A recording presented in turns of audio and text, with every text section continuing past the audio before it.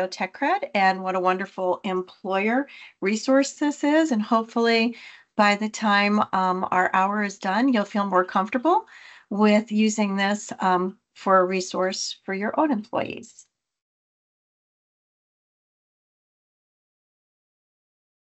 Okay, so first of all, I just want to give you maybe a little bit more of an introduction about what Connexus NEO is and how we fit into the Greater Akron Chamber, how I also fit in with this TechCred resource.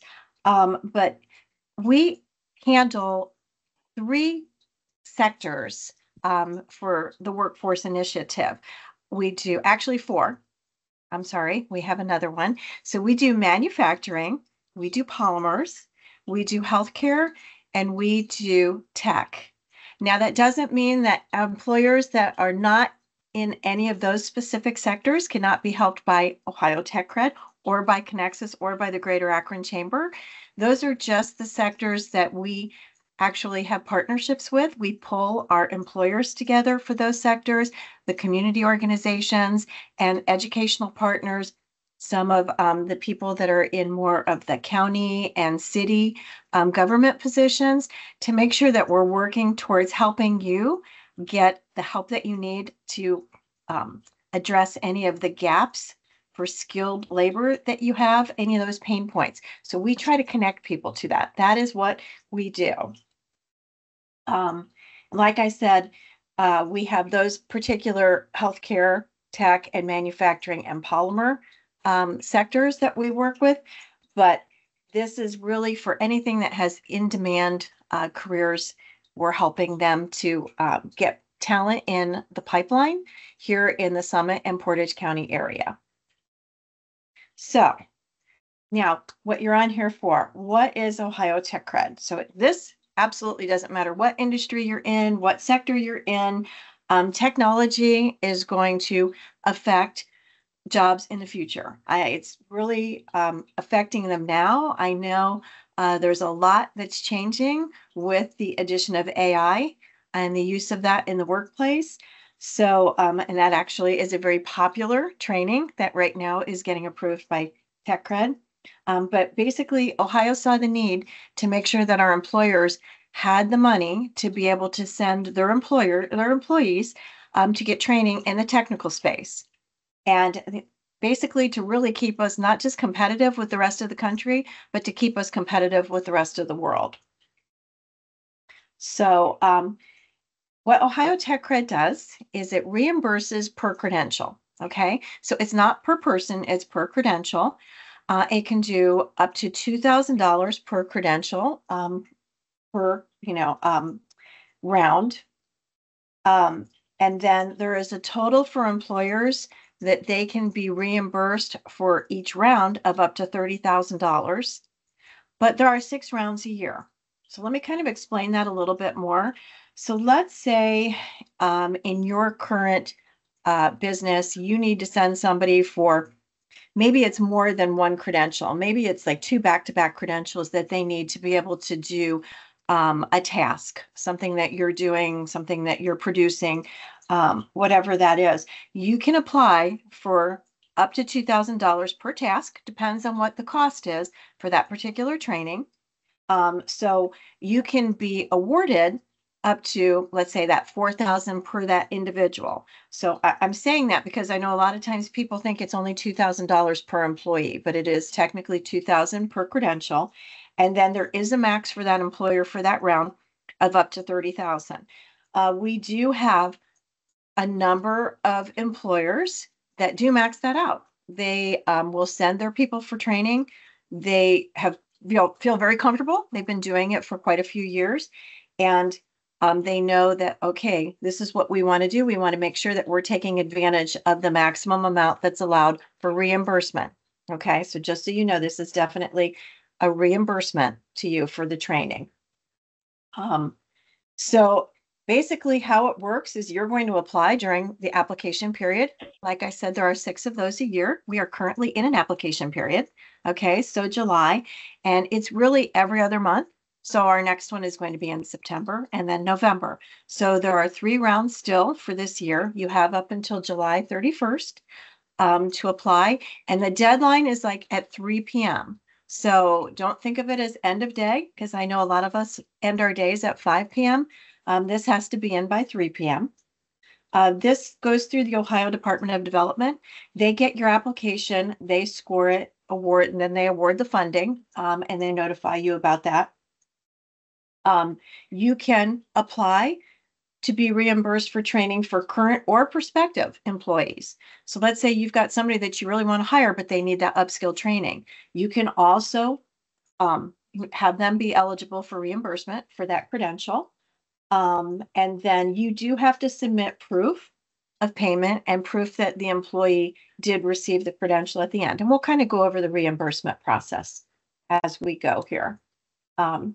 So any Ohio registered employer that employs Ohio residents, and I know this really kind of affects more of our towns that are kind of on the border. I know sometimes the other ISPs that are over in like the Youngstown area will say they could have people that live in Pennsylvania and work here in Ohio. They are not eligible for that reimbursement. The employees also have to be a W-2 employee. This is not something that you could do with somebody under contract with you that's 1099. The employers are of all sizes, all industries. We'll go over, there's a list of credentials that has been approved. I believe it's upward somewhere towards 3,000 credentials have already been approved with the state. And don't worry if one of the things that you need is not on there. We'll talk a little bit about how you can have that added on with the state. You can only put one application in per round. Like I said, there are 6 rounds. So what you need to do is kind of decide before you get on to do your application, what kind of training you need, and like what's coming up. You don't have to identify the name of the person that you're sending for training. Let's say you need to have maybe 2 people with a credential within the next couple of months here. You can put down 2, and then you have a year to use it after you get the award. We'll go over that a little bit more too. So agencies of the state of Ohio are not eligible for reimbursement, but I do believe that there are now some exceptions that are out there. So that would be something, if you are a state of Ohio agency, we would want to look at that a little bit further and bring that to the Ohio Department of Development to get approval. Training providers do not get the reimbursement if they are a training provider who is also of the company. Okay, so this has to go through somebody who is a third-party training individual. Okay. So there is different size classifications for TechCred. They use small as a 1 to 50 employees, medium 51 to 200 employees, and large is anything above 201 employees. That does not bear any weight on whether or not you would get an award for training. That's just, they do keep kind of the demographics of the companies that are using this as a resource. So you just have to identify that on the application. So you can apply for reimbursement for credentialing of, like I said, both current and prospective employees. You are not, like I said, I've kind of already said this with what's on this slide from here. You do not have to identify what the individuals are until it comes time for reimbursement. And like I said, you do have to be able to verify that your credential earners are Ohio residents, that they have an Ohio address when you put it in for reimbursement, and that they're W-2 employees for your company. Okay. This is just a little bit of how they do the scoring criteria. Just so you know, if you put an application in on the 31st of the month, you have just as much chance of getting it as if you put it in on the first day of the month, okay? This is not a first come, first serve resource, okay? They put $50 million in the Ohio budget for 2 years to use for a resource for Ohio TechCred. They want employers to take advantage of this. So don't panic that you have to have it done by the first part of the month. The next, I already told you the next training periods or next application periods are July, September, and November. Also, just so you know, if you have some training that you have to do in between that time, In between those rounds, if it is not an open round and you send somebody for training, you can apply for that at the next round. You have to apply for it at the next round. You can't wait until subsequent rounds after that, but you can go back. So let's just say for this July application period, you sent people in June and they could be eligible. Those credentials are on that list. You can put that on the July application if they started the training after June 1st. Okay, so you've decided, I'm interested in this. Maybe you got on the website, you looked at a lot of the credentials. What do you need to do to get started? All right, so you want to make sure that you have the following information in front of you. You'll need your federal tax ID number, of course, the employer name. You do need a payee ID number. That used to be called a supplier ID number. They've changed the name on it, but that is something that you're going to do through Ohio ID. And we're going to have some pictures. I'll show you if you've not ever applied for that, how you do that as we go along here. That is something that might be for the very first application, might be the thing that takes the longest for you to get if you don't currently have one. I know a lot of the bigger businesses that I have worked with have it because that's how they get paid for a lot of things through the state. I believe anybody who's doing anything with like workers' comp a lot of times have to have that. You can use that same number. You're going to use that login. Okay. And then you're going to apply through TechCred through that. And we'll go through that in a little bit here. You also have to have your Ohio charter number.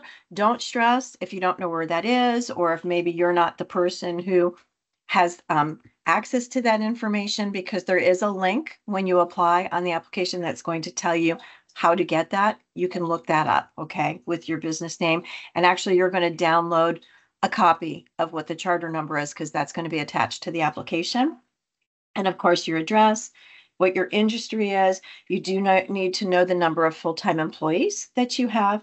They want to see a website link for the employer, and then whoever the point of contact is going to be. And make sure that that if you're the person who's putting this in and you're responsible for it, don't put a contact somebody else in the company because they're going to get notification of the award. You want to make sure that you know that it's there.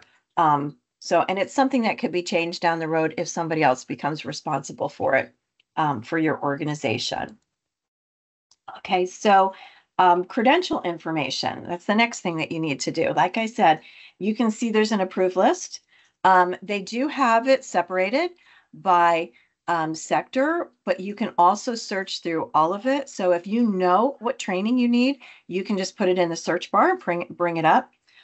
If you don't know and you want to peruse the whole list of credentials, sometimes you might look through it and you're thinking maybe, I'm going to use manufacturing as an example because I work with manufacturers. Maybe they're thinking about training for somebody that is out working on the floor and it's something that they need for a machine. So they're going to think of that as a credential, but as you're going through the list, you might think of, oh, somebody here in HR or somebody here that's working more in your bookkeeping, receivables department, or there's all kinds of things that are on there that are technology related that can help every aspect of your business and training of your employees, okay? You will need to find out what the training cost is, which means you're going to have to pick a provider. If you look down on the list, you're going to see it's going to ask you for the name of the provider and what type they are.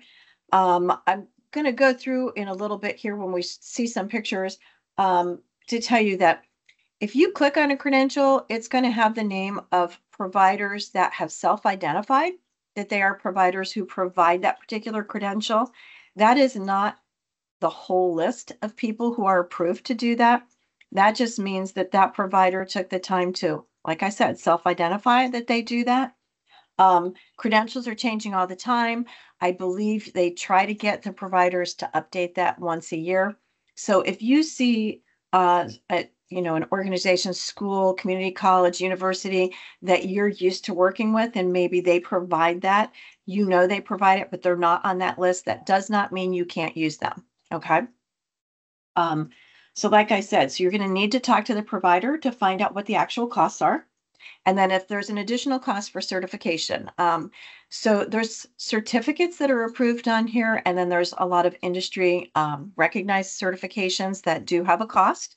One that comes to mind to me is, let's just say, welding. If somebody's a welder and they're going to go, American Welding Society actually has criteria. The welds have to be sent to a lab to see if they pass the non-destructive the test that they put it through, and there is a cost for that. So those are things you want to know too, because you can ask for that cost in the cost of the award that you're getting for that credential. Keep going here. I just had some examples of the three sectors that we deal the most with through Connexus. So just like I said, you could see, and this is not the complete list. These are just examples of ones that people have used a lot when I've talked with them. AutoCAD, machining, CAD. I'm not going to go through the whole list here, but you're going to get this slide deck. You can kind of see an example of this. There is also a link there that'll take you over to the complete credential list that's on TechCred. Okay. Like I said, healthcare, if you notice, healthcare doesn't have as many of the credentials as what the manufacturing did on the screen before this one. That's because there is a lot of things that deal more with patient care for healthcare and are not technology focused. Although I feel that they're getting more technology focused, so we might see this being a list of credentials that grows a little bit more in the future here. But those are just some of the examples that are currently on the TechCred website. And then, of course, tech has a lot of examples that are on there. And like I said before, artificial intelligence, if you look down the list, is a huge part of TechCred right now. I think last round, it probably was more than 50% of what the credentials were that were on the applications. So, and that doesn't mean that's the only one that you can choose from. That just means that right now is very popular because we are learning as we go with artificial intelligence. So, like I said, you're going to need to know the number of prospective employees that you're going to have earn that credential, number of incumbent employees who will earn that credential. They're going to ask that if your employee is an incumbent worker. So if it's something that they need to actually do their job, that makes them an incumbent worker. So you're going to want to go ahead and click on that as well. And like I said, we've already talked about the award amounts, $2,000 per credential and up to $30,000 per funding round. Just a little bit about what the requirements really are. And I think I already explained what an industry recognized credential is. They're across all sectors. And then, like I said, technology focused. They do have to be short term. So it has to be something that your employee can do in 12 months or less. So it has to really be like less than 30 credit hours. Or if you're working so far as clock hours, so it has to be less than 900 clock hours. So it's definitely something that's more short term that you're sending them for. So this is not going to be like for a degree. But I will tell you that there are credentials that are approved on there for apprenticeships. I'll use that as an example because most apprenticeships are 4 years. And they do have them broken down into apprenticeship year 1, apprenticeship year 2, apprenticeship year 3 and 4. So that also helps an employer who's sending somebody for that apprenticeship, because usually that has related technical instruction with a college, university, career tech, something. So there's usually could be up to 30 credit hours per year for that particular apprenticeship. So there's a little bit more cost that's incurred in there. And then it could also be something that they do online. So it doesn't have to be something that they're necessarily going in person into the classroom for. In fact, I think they try to encourage as much online as possible, depending on what the credential is, so that this is something that's, I want to say, more doable for the employee. Because after working full time, a lot of times it's easier to maybe do something in an online format where you don't have to leave to go to, depending on how far away the school, or training provider is for it. Then how you would add, we talked about this, how you would add a credential to the approved list. So first of all, why would you need to? Well, you're all more experts in your sector of what you work with. And I think I've probably run across this the most and helped employers the most. I've done it, like I said, my space is more the manufacturing and polymer space. Um, I've had employees or employers who have purchased new equipment, or maybe they purchased it used from somebody else and they need to learn how to do things on that specific machine. Um, a lot of times the vendor who has built that machine has somebody that can come out and do that training for you. Sometimes that's included in the cost of the equipment, and then other times it is not. So let's say they need that particular training, that credential to be able to use that machine. You can ask for that, and I will show you how to do that as we go on in some pictures. But you can ask for that particular credential to be added. The things that you would have to have pulled together before you ask for it is you'd have to have the name. You'd have to identify whether or not it's a certificate or certification. So a certificate would be more like if they were doing a college, or like it could be a college or university or career tech, something like that, there, where it's more classes that are put together that are approved. A certification is usually, like I used the welding, American Welding Society before, that would be considered more of a certification. Okay. So you just have to know what it's going to be when you ask for it. You need to know the number of credit hours or clock hours it's going to be for that particular training. If it's a certification, you have to know who the issuing body is going to be. Like I said, I'll use again my example of welding. American Welding Society is who would be issuing that particular certification if somebody was doing some kind of welding training. And then you have to show that they have met those competencies that are taught. So usually if you've completed something at a career tech, college, university, you're going to get some kind of certificate that they've attained for doing that particular credential, or the certification that you get. Those are something that has to go back with the reimbursement so that they show that they have attain that. So you need to send that in if you're asking for a new credential so they know what it's going to be. Um, and then you have to also put on there like some kind of, you might want to link the website to the application, but if you can upload, and I know it says syllabus brochure, but something, usually if you're working with somebody who's a trainer, they have what their curriculum is going to be, what they're going to be training that person on. That's something that you want to send with it so that they have that particular information, for Ohio Department of Development, because this actually also goes through the Ohio Department of Higher Education. So they do need to see that there is some kind of related technical instruction that's with it. There's something that they're doing consistently every time they are doing that particular training. So for reimbursement costs, those can be tuition, it could be lab fees, it could be manuals that you need or textbooks, and the certification up to 2,000 per credential. So if your credential is more than 2,000, like I said, you will get up to that 2,000 mark for reimbursement. And you also have 6 weeks after the employee has completed this to send in for that reimbursement. But credentials do not have to be completed until up to 12 months after the award date. We'll get into that a little bit more as we go on here. Okay. Also, just to show what the reimbursement process is, and like I said before, you're going to get these slides that'll help you. And after I'm done with this part here, I actually have those pictures to show you that'll help you even further with it. But if you ever have a question while you're going through the application or the reimbursement process, I'm happy to help and jump on a virtual call if you want. I've even gone into employers to help them do this the first time. But like I said, for reimbursement, you're going to want to show proof that they've completed that credential, the cost, you're going to want to show, that how, if there was a invoice that was marked as paid, something like that. You're also going to have to show that it was paid for. And I know on the thing here, it says like a copy of canceled check.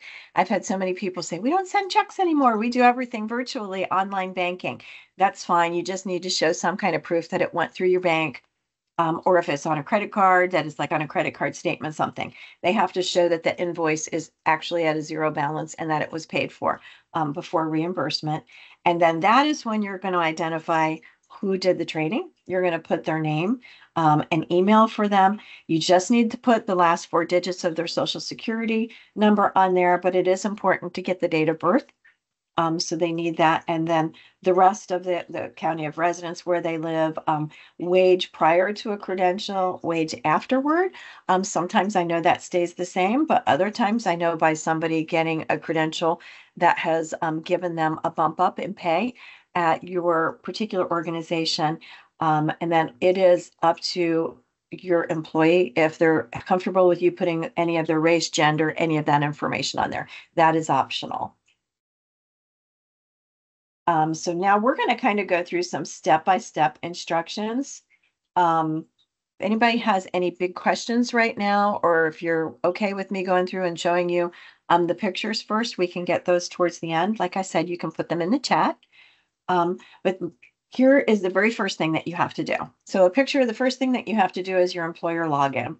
You will have to set up an account with the Ohio ID. A lot of people already have them. This is not an account that is technically the employer's account. This is your own individual account. The state does like for everybody to have their own login for something, but in there you can link it to the application for TechCred for your employer. So that's the first thing that you're going to do. Then you're going to see a screen's going to come up. You're going to need to put your federal tax ID number in there. Every time you log in, it is going to ask you for that. So that's something that you want to keep in handy. If it's not something that you're familiar with, or if it is not something that you have memorized, you want to make sure that you have handy for it. Okay. So we'll put that on there. Then it's like I said, you need to put down, it's just showing you on a screen. This is what the application actually looks like right there. I told you that you need to have your Ohio Charter ID number. And if you see over to the right, there was actually a link on the application that's to the Secretary of State office website where you're just going to search and put in what, the name of your company, and you will get that because you're going to upload that with this application. And then also the payee ID number, if you don't have that, to the right, you will see it gives you a step-by-step of how you can go about getting that number. And then everything on there is linked, so it makes it nice and easy. I think it used to take a couple of weeks to get it when it was called the supplier ID number. I've actually had people tell me they get their payee ID number back a lot of times within 5 days. So this isn't something that you want to wait till the end of July or July 31st on the last day of the application to get. If you're interested in doing something still for July, I would encourage you to at least get your login right now and get your payee ID number set up so that then you can sit down and think about what else you want to put on the application, what credentials you want to ask for. And like I said, you can see it's going to ask you your address, city, state, county. You can put down if you're a minority-owned business. That is all optional, up to you. The only thing that you have to complete are the things that have the stars next to them. Okay, and then you're going to come along on the bottom and it's going to ask for the business contact information. That does have to be an individual's email and not just like a generic office contact email at the business. Okay. Then you're going to go over, you're going to see at the top there, you've filled out the applicant information. Now you're going to go over to a training plan. It's going to go over to the next tab. That's where you're going to add your credentials. You can ask for more than one. It doesn't mean that per application you can only ask for one. You could have multiple employees that need different kinds of training. You're going to add those individually once at a time. When you click on add credential, it is going to ask you what you're looking for, and it's going to come up to this part right here where you can select it. That's where you can go through within the application and search the credentials that are available on TechCred. So it's going to look kind of like this. If you want to look specifically towards a sector, like I said, for example, if you're looking for manufacturing technology, you can click on manufacturing technology to look for something there, or you can stay on all because it is going to search throughout everything then. And like I said, this is what it's going to look like when you put something in here. It's going to give you the list of credentials below, but you could still search a little further, dig a little bit deeper by putting a search in there for the credential that you're looking for. So you don't have to scroll through the list of how many hundreds of credentials that are here.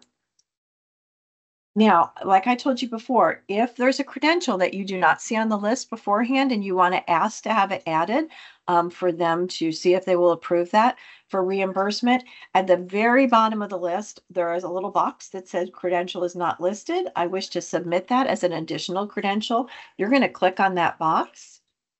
And when you do, it's going to come up and ask you for information about that credential there. Okay, so you can choose if it's online, in person, or a combination of both. And then it's going to ask you to provide like documentation of a successful completion.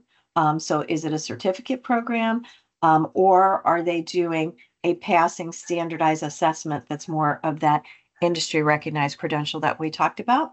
That would be what the second choice would be under the choose one right there. So they basically need to know if it's something that's going through more of classwork at a career tech, community college, university, anything that's that kind of educational training provider, or if it's something that's more going to be an industry credential that somebody has to physically pass a test for, and then they will get like a lot of them get cards that they've passed that particular thing. They'll get something, the employer will get something that shows that they've passed to the standards that the industry recognizes.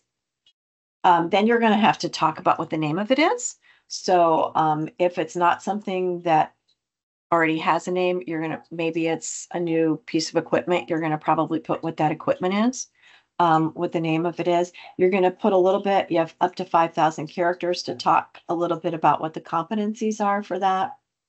Well, there again, they're going to ask you again, are they getting college credit for it? So, and they want to make sure that if they're adding something on, this is something that anybody else in the industry could use. It could be used again by somebody, maybe somebody else that has that machine in the, somewhere in the state, could be sending somebody for that particular training. So they want to see that it's not just something that's never going to be used again, that it's just, you know, something, they want to see that it's something that's definitely training that somebody needs to do their job with that particular machine that's there in your organization. So I think the rest of these are kind of all step-by-step pictures that kind of helps you a little bit with it. And then here's going to be the part where you're going to talk about the expenses. So that's, like I said, you need to know what the cost is going to be through the training provider. And then you put down how much of the reimbursement you're requesting. So if it's less than 2,000, you're going to put whatever the cost of that's going to be. That you've already gotten from the training providers. If it's more, you're going to put 2,000 there, and then it's going to come up with whatever the employer contribution is per person. So there's still going to be some expense to the employer if it costs more than the 2,000. You're going to put how many employees you're sending under the training information, and then you'll save it and close that particular screen. And like I said, you'll have these so that you can put them, especially if you like to work with two screens. Like I think, you know, everybody I know anymore works on two screens. That way you can have it up on one and the application on another. So hopefully this will help you to get that done. Then just to submit the application, you have to look at the terms and conditions, make sure that you know the program guidelines. We've kind of covered those in here, but they want to make sure that you understand those things. And then you're going to hit submit. Now, when you hit submit to this, it's going to take a little bit for you to actually see when you log in again, a grant agreement. I have had people tell me that it has taken sometimes a couple of weeks, sometimes up to 6 weeks to get things approved. Depends, especially maybe the time, how busy it is when they're getting applications in, but also if you're asking for a new credential, keep in mind that they're going to also do their due diligence. They're going to look up what that training actually is to get it approved. So when you finally get that, you're going to see that you're going to have some more tabs that are on there. You're not just going to have applicant information, training plan, and submit application. You're going to get this grant agreement that's actually going to tell you what you've been approved for. And it's going to basically look like this, but it's going to be filled in with your name and address, and it's going to be filled in with everything that was an approved credential from your application. And then it's going to tell you what the approval amount for reimbursement is next to it. So this will all be filled in at that time. And it's also going to say your application is approved on top. So, um, So status reports, you saw there were a couple things in red on the last screen. This is something that you can use for yourself. So you know, especially if you're sending more than one person for training, kind of just keeps you in line with where people are at. I believe the next one is going to tell you. Nope, this is the reimbursement one. Sorry, but it's going to like tell you like to choose where are they at. Are they in the process? Are they getting close to being completed? The status is really not something that you absolutely have to do, like you do the reimbursement request, but I would suggest doing it because especially there's so many different rounds and your people may not be finishing in a you're in a current round, maybe by the next round, they might not be finished because they do have up to a year to do that. I would put the people in that you're doing, and that way it kind of gives you a spot where you can keep track of where everybody's at in their training. So you know when it's time to fill in the reimbursement part, who exactly is done. Because you can fill in a reimbursement once a month. So you do want to make sure that before you, well, let's say you have somebody who's completing a training beginning of the month and somebody who's completing it in the middle and maybe the end. You can only send a reimbursement form in once a month. So you want to wait to do that until you get everybody that's completed there so you can send that reimbursement in to get it. Reimbursements, there again, depends on how busy the state is. I have people tell me that they've received them within 2 weeks. I've had people tell me that they've waited sometimes up to 60 days to get that reimbursement back. So you do want to make sure, like I said, that you send it in once a month when people are done. So you're not even waiting longer, but just keep in the back of your mind that you can only send it in once a month for it. This is where you're going to add the employee name. This is where the state's now going to need that information. I had already told you to make sure that you had, like I said, their name, what their credential is, their wages, that you need to have. You're also going to have the employee is going to fill in a form where they're going to sign it that they completed that different credential, and those forms all do have to be uploaded to the site. And there's a place to do that at the bottom of this right here. So any supporting documents, like even a copy of the credential, copy of the paid invoice, a copy of either the canceled check or some kind of transaction showing that it was paid by, a check or credit card, whatever. That's everything that you do have to go down to the bottom there, and you do have to upload those documents because they do want to see that. And then, like I said, you'll go ahead and you will submit your request. There's also, if you do have questions or you want to talk to a TechCred team, you can click on that to tell them how it has positively impacted your business. They like to get those success stories in as well. So that was a whole bunch of information all at one time, but you are going to get the slides. I think that helps just to have pictures there next to you. I think it helps to make sure that you're aware of what you need before you do your application. And like I said, if you're used to working with two screens, might be nice to have your pictures up at one point in time, next to it, next to the application that you're doing, so that you know what's coming next on the next particular part of the application so you know how you need to fill it out. Now, what kind of questions? And I know I saw you answering some, Anna. Is there anything else that I need to answer that's already in the chat?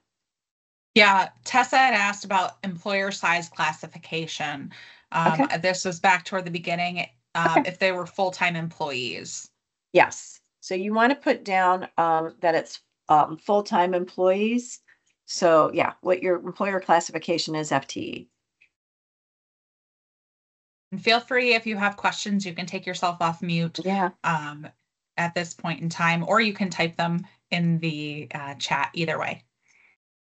Is this something, has anybody here even done this before, or were you familiar with this before getting on? I know sometimes I've had people that this is the first that they've actually heard anything about TechCred. Jessica, go ahead. I was just saying we did it for the first time last year. So we are ones that have done it. We haven't submitted for reimbursement yet. Okay. Um, and I'm glad that you said that you can submit for reimbursement once a month because I thought you had to submit everything at the end. So that's very helpful to know.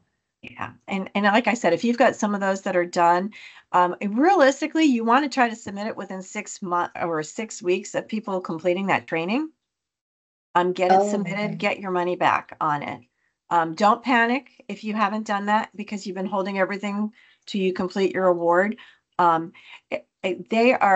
Ohio Department of Development is wonderful to work with. Also, like I said, it's kind of housed in the Ohio Department of Higher Education. I've talked to them on numerous times. And one of the things that you need to realize too is that, especially because they're working with the Ohio Department of Higher Education, anybody who is familiar with, especially, I'm going to say probably at the community college level, they do kind of a stackable model of things that you can send somebody for little bits of training, where they take a few classes here and then it stacks into maybe another part of a training and another. A lot of times they have different, like they either call it like short-term training. I've heard it called career enhancement certificates, anything that's like that. If you look, because those short-term certificates that are allowed and approved by the state to be taught at, the community colleges, those are approved certifications, no, certificates on the TechCred site. So you'll see there's a lot of things that are on there that's very short-term training, that could be, like I said, working with a few classes together. So that might be helpful for you to look at as well. That kind of gives us more credentials to choose from. And the nice thing about it is, I will tell you, I just completed a Department of Labor grant. They um, used those things that were approved here by the state of Ohio for TechCred. They were also approved credentials on the grant that I was working on for the DOL. So it's kind of nice that we have that. That working between the Ohio Department of Development and the Ohio Department of Higher Education to make sure that employers are getting what they need for training for their employees. So, other questions? We had another one come in through the chat Okay. that says, I'm seeing the Ohio Department of Higher Education site that they are still listing Eastern Gateway Community College and Notre Dame College as academic institutions, but both of them have ceased business in the last number of months. Can they update that list, and what might happen if an institution closes during the tech cred training/funding period? So you're talking about if the tech cred training closes before you send your people to it, or if it closes when you're done sending your people for the training. I don't know did anybody want to answer whoever's question that was? So during During and or after. after? Yeah. Okay, so, and here's the thing, I'm not sure that Eastern Gateway closed all of their locations too. I'm not up on that. I haven't worked in higher education for about a year and a half, but I do know that, yeah, Notre Dame College with it having closed too. So if it's during, that is something that then we're going to work with Ohio Department of Higher Education. They are aware of what's going on with things. This is not going to be something that we are going to, that they're going to punish the employer because you use that. Um, okay, so is that all of them? Was it all of them or just the one that was over by the Youngstown area? Both. Okay. You know what? I wasn't aware of that. I thought it was only the one that was over by the Youngstown area that had shut down. So, you still, especially if they've finished their training, um, you still send in, okay. And I have heard of that too. That's why I thought it was the one that was over in the Youngstown area. So, if they finish their training, you still send in your things for reimbursement. If it's something that now it's happened and it's in the middle of you doing your training, that's when we want to get them involved. Do you have a problem with that right now? Because if you do, we're going to connect you with the people that I'm working with through the state. to make sure that you have a smooth transition of what you've got with people that are going through training.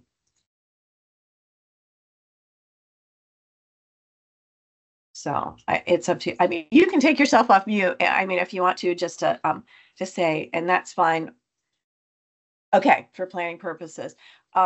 Yeah, and it's like I said. So what happens if something happens down the road? I've heard there's a couple of things that are still kind of up in the air with it. So I think you're going to see this will be the last year that um, Ohio Department of Development is going to just allow you to pick a provider that's on there. I think they're going to start to get to a point where in future rounds, and it could even be in the next round, where they're going to want people to identify who the provider was, and it's going to have to be something where they have to be vetted by the Ohio Department of Development.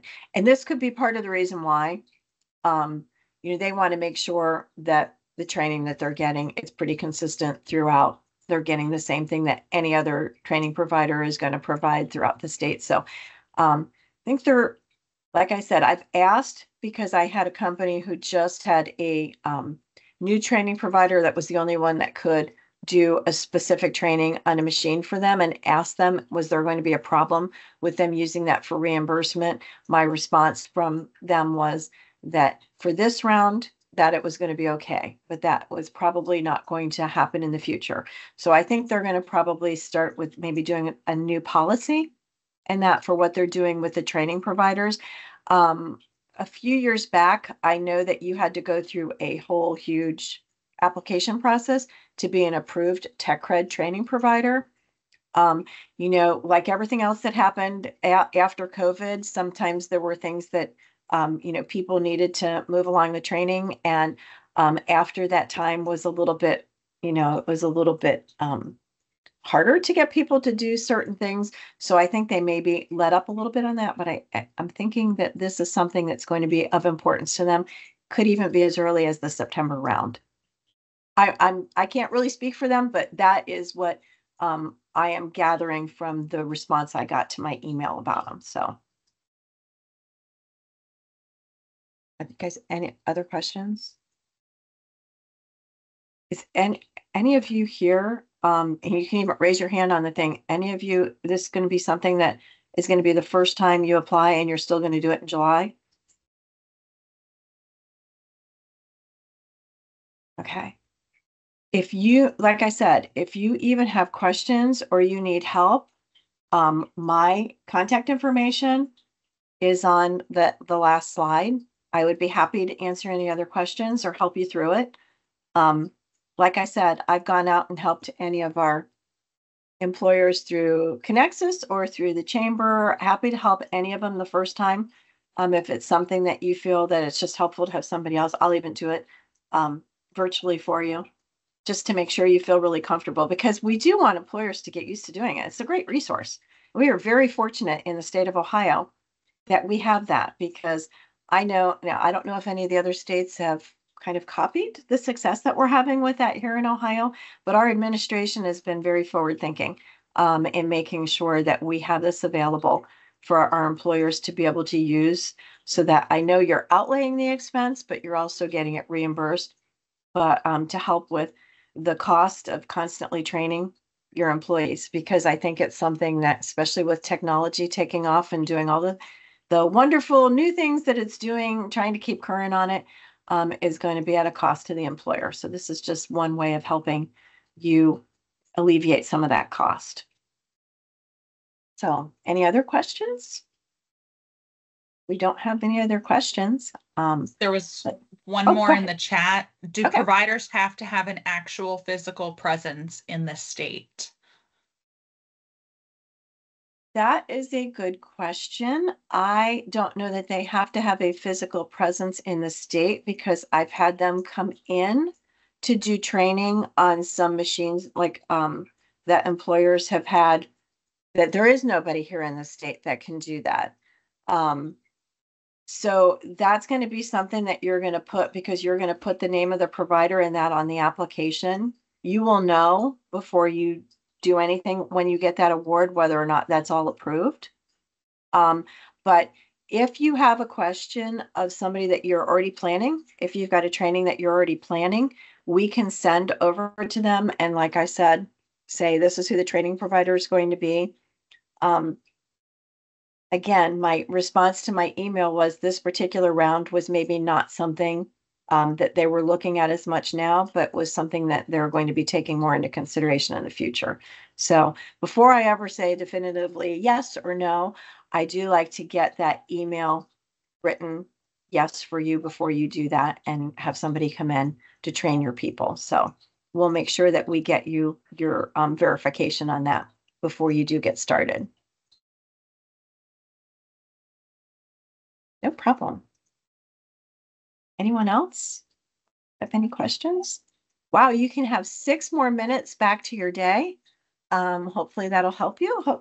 And I'm hoping it's sunny outside beside me. And like I said, the weather is beautiful today. So I hope you all get to at least get outside at some point in time, lunch or whatever, and enjoy it. Maybe take a quick little walk. Hopefully we're not going to get 90 degrees. I've heard we're not supposed to have that horrible weather for the rest of the month. We're supposed to kind of keep it nice and in the 70s and the 80s. So sounds good. You guys all have a wonderful morning, and let me know if you have any questions. Thanks.